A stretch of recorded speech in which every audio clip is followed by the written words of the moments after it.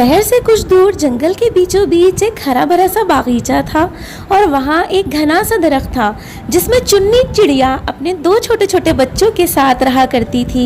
प्यारे बच्चों, बताओ आज क्या खाओगे? एक काम करती हूँ, तुम्हारे लिए तुम्हारा पसंदीदा नीला सेब ला देती हूँ। अरे वाह, नीला सेब! वो बहुत मजे का होता है। लेकिन माँ, उस काले वाले घर में कोई भी नहीं जा सकता। वो तो बहुत खतरनाक है। हाँ प्यारे बच्चों, काले पहाड़ में हर कोई नहीं जा सकता, मगर मैं जा सकती हूँ क्योंकि मैं पीली चिड़िया हूँ। और शायद तुम भूल रहे हो कि काले पहाड़ में सिर्फ पीली चिड़िया ही जा सकती है। जिस जंगल में चुन्नी चिड़िया अपने बच्चों के साथ रहती थी, वहीं एक बड़ा सा काला पहाड़ भी था जिसके अंदर एक काला गार बना हुआ था और वहाँ नीले सेब का एक दरख्त था। वो नीला सेब बहुत ही मज़ेदार और बहुत ही मीठा होता था जिसे खाने के लिए सारे परिंदे तरसते थे। लेकिन उस काले पहाड़ की एक खासियत थी कि वहाँ पीली चिड़िया के अलावा कोई दूसरा परिंदा नहीं जा सकता था। इसलिए चुन्नी चिड़िया खुशकिस्मत थी क्योंकि वो पीले रंग की चिड़िया थी। वो आसानी से उस पहाड़ में जाकर नीला सेब ले आया करती थी। चुन्नी चिड़िया उड़ती हुई जा रही थी कि रास्ते में उसे उसकी पड़ोसन नीलो चिड़िया मिल जाती है। चुन्नी बहन, बस तुमसे एक गुजारिश करनी थी।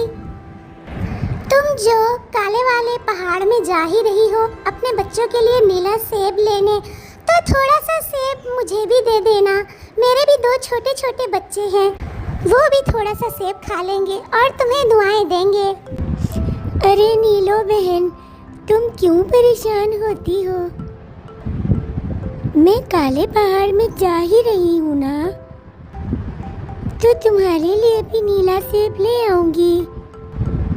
थोड़ा सा नीला सेब तुम भी खा लेना। चुन्नी चिड़िया नीलो चिड़िया से बात करके आगे निकल जाती है, लेकिन फिर उसे रास्ते में उसका पड़ोसी कौवा मिलता है। चुन्नी बहन, मैंने सुना है कि तुम पहाड़ पे जाने की तैयारी कर रही हो काई और तुम नीला सेब लेकर आओगी और तुमने अपनी सहेली से नीला सेब खिलाने का वादा भी कर लिया है। आए तो थोड़ा नीला सेब हमें भी खिला देना।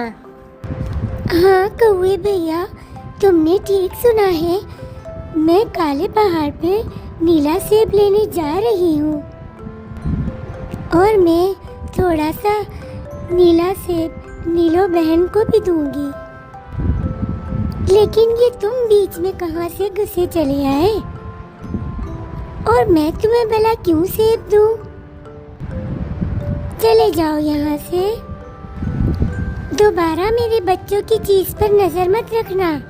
ठीक है, अभी तो मैं चला जाता हूँ, फिर देखना मैं तुम्हारे साथ क्या करता हूँ। कौवा तो चुन्नी चिड़िया को धमकी देकर चला जाता है, लेकिन चुन्नी चिड़िया कौवे की धमकियों से डरने वाली नहीं थी। वो अपनी मंजिल की जानिब रवां दवां रहती है और बिलाखिर काले पहाड़ तक पहुँच ही जाती है।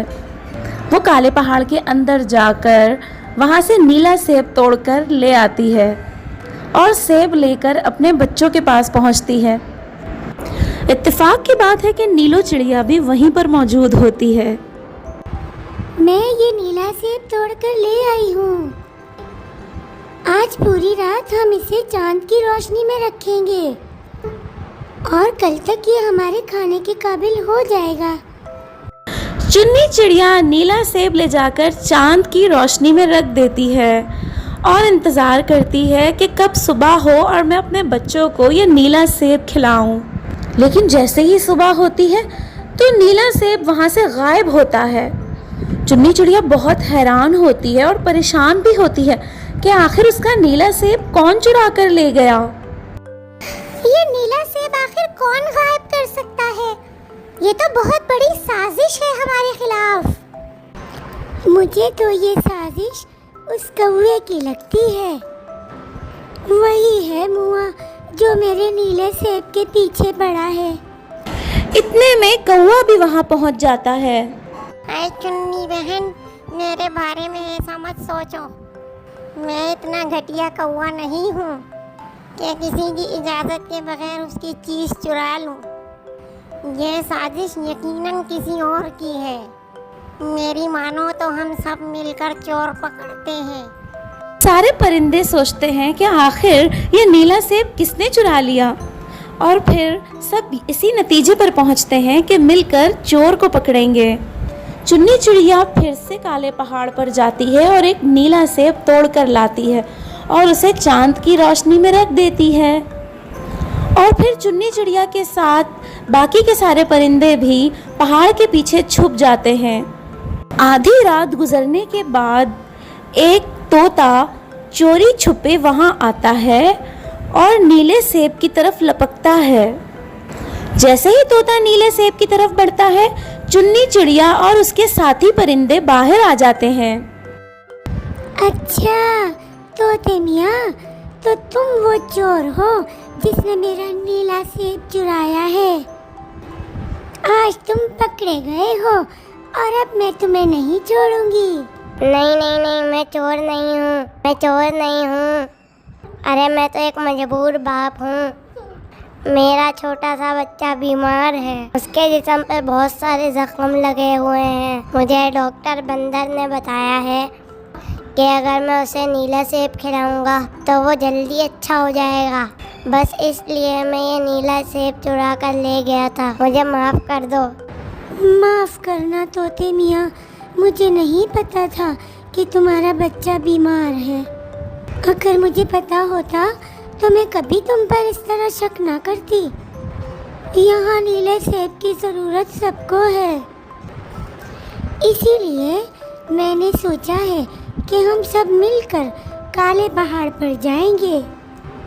तुम सब पहाड़ के बाहर रुक जाना, मैं अंदर चली जाऊंगी। मैं एक एक करके नीला सेब तुम लोगों को दूंगी और एक नीला सेब खुद ले लूंगी।